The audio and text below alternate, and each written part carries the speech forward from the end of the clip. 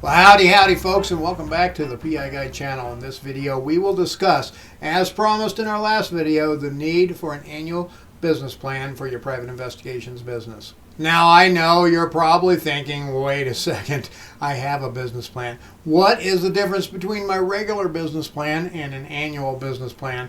And that is an excellent question indeed. Having a business plan and reviewing it periodically is a necessity for any business these days, to be sure. Your regular business plan should be focused on long-term goals and view your company from what I call a 30,000-foot level. In other words, a regular business plan doesn't get down into the weeds. It does not cover the actual processes and procedures. Your regular business plan should focus on what the goals for the company are overall, and it may reference more focused plans in general as the means to the end result. In other words, your primary business plan may have something like this in it. Remain competitive in the marketplace through an effective marketing and advertising plan that identifies the opportunities available to the business on an annual basis. Now, this may seem to some people like a bunch of mumbo jumbo, but it clearly states that you will have a marketing plan, which I have discussed how to make one of those for a PI business in a past video right here on this channel.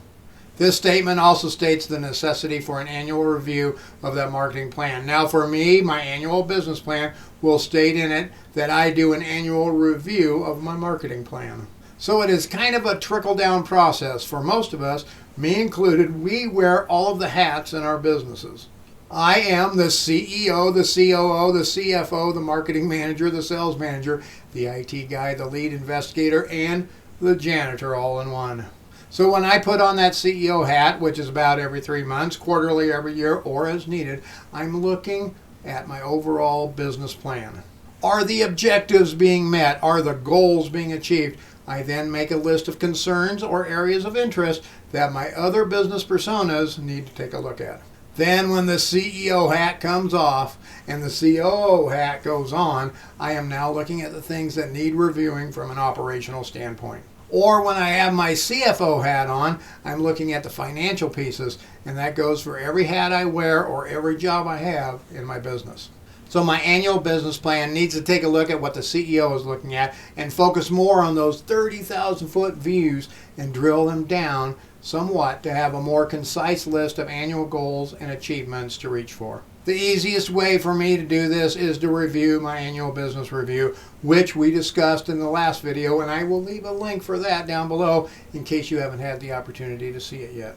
Now I can take my annual business review and I can focus in on what is commonly referred to as SWOTs, or strengths, weaknesses, opportunities, and threats. If you have any corporate background experience, you probably recognize the act of identifying SWOTs. The SWOT strategy is used in major corporations, large companies, and it works in small companies and even in the smallest mom and pop type or one-man shop type of businesses that most of us in the PI industry have. First, folks, listen up. This is key to this process being successful for you and your private investigations business. You must be willing to be brutally honest with yourself throughout this process. I know some PIs may look and say, hey, I had a great year last year and I'm going to keep doing the same thing this year. And if that is you and it works, then more power to you. But for most private investigator businesses, I believe going through these processes, the checks and the balances, is the best way to ensure you can grow your company in the most effective way. Now, I will share some of my SWOTs with you as I am reviewing my annual business review and writing my annual business plan. One of my strengths was marketing. However, it was also one of my weaknesses too. I identified areas where my marketing and my advertising was working very well. I also identified other areas where it was underachieving and costing me way too much. So that leads me to an opportunity to educate myself on certain advertising outlets and realign my advertising and marketing to be more cost effective. It also leads to a threat in my business. That is right. Some things that affect your business in a positive way can affect your business in a negative way as well. That threat I identified is that my competitors had identified a major advertising niche I was using and had effectively built a better advertising plan for their business than what I had. So as you can see, you really do need to be brutally honest with yourselves during this process and willing to identify your company's weaknesses and build a plan to work on those aspects of your business that need to have some focus areas. You also have to be brutally honest about the good things, the accomplishments, and give yourself a pat on the back when those things are identified, and even reward yourself just like you would for any employee or a group of employees.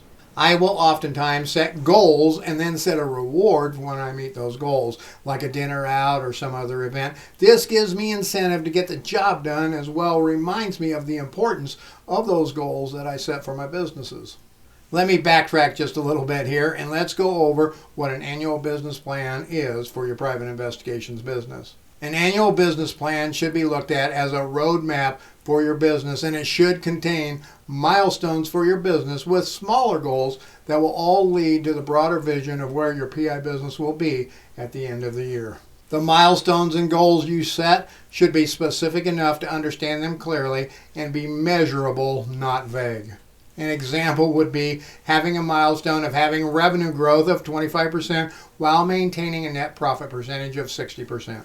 This milestone is fairly specific and is definitely measurable. The milestone then could be coupled with goals like this: increasing online advertising relative to direct phone calls by 25% and increasing closing call ratio from 75% to 80%.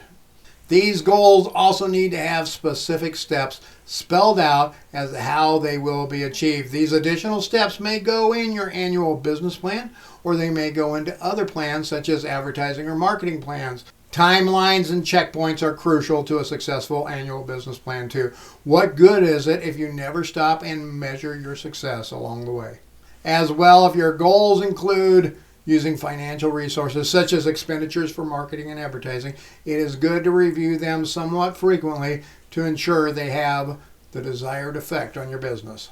For me, I review all new advertising on a daily basis at first, then a weekly when I am more comfortable with how they are performing, and then on a monthly basis I review all of my advertising and marketing effectiveness, and I compare it to all of my business plans that I have. One thing I have implemented this year is a contingency plan. I never really thought about cash flow problems or emergency reserves a great deal before. Don't get me wrong, I have always believed in having an emergency contingency fund, and I recommend for all businesses to have at least a 6-month emergency contingency reserve. But until I got hospitalized in December and all of my business lines were essentially shut down for several weeks, I never had a plan of how those funds would be allocated and how my operations would be adjusted in case of something like this happening. Now I have a plan in place which I can use as a guideline should that need ever arise again in the future. And this plan is not just for if I get hospitalized, but if anything comes up that interrupts the regular cash flow of my business for an extended period of time.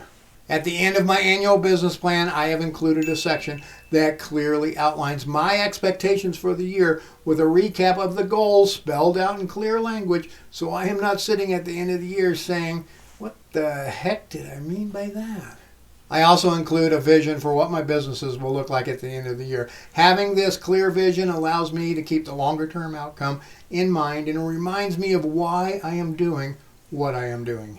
That vision compiled with my expectations for the year's end also gives me a good starting point for my annual business review as I go into the next year. Now, if you would like to know how to grow and scale your private investigator's business, then check out this video.